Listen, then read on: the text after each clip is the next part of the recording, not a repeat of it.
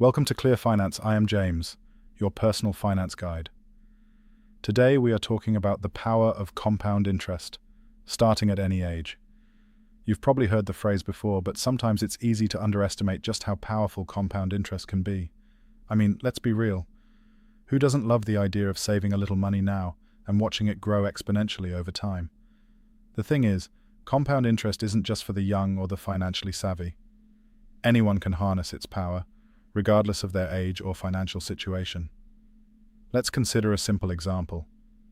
Imagine Sarah, a 25-year-old graduate, earning a decent income, $50,000 a year. She starts contributing $500 a month to a retirement account and earns an average annual return of 7%. At first glance, it's not a huge sum, but over time that $500 a month will add up to a pretty significant amount. So, let's do the math. In 20 years, Sarah's monthly contributions will have added up to approximately $180,000. But that's just the beginning. With the 7% annual return, she'll have earned an additional $350,000 or so. That's a total of around $530,000. Now I know what you're thinking.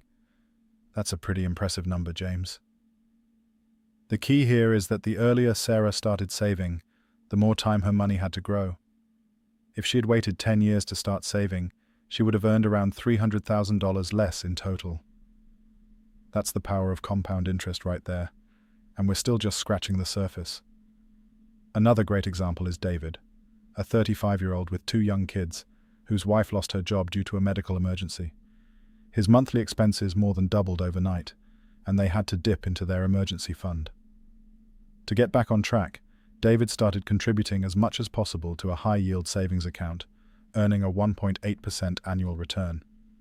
This might not seem like a lot, but over the course of a year, it added up.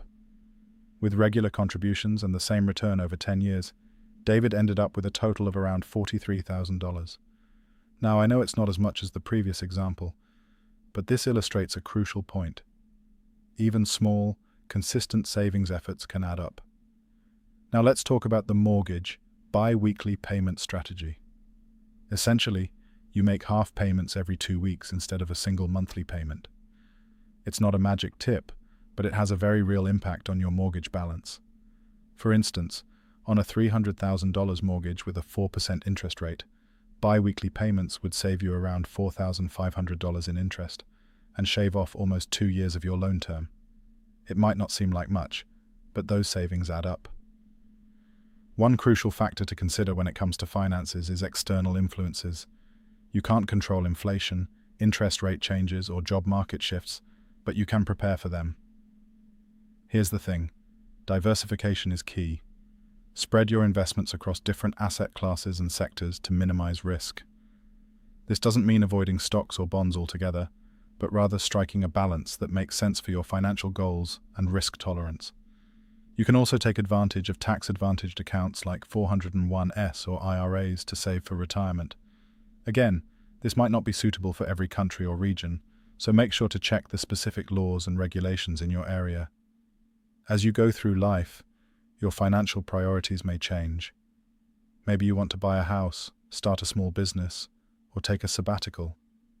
Whatever it is, review your finances regularly to ensure they align with your goals.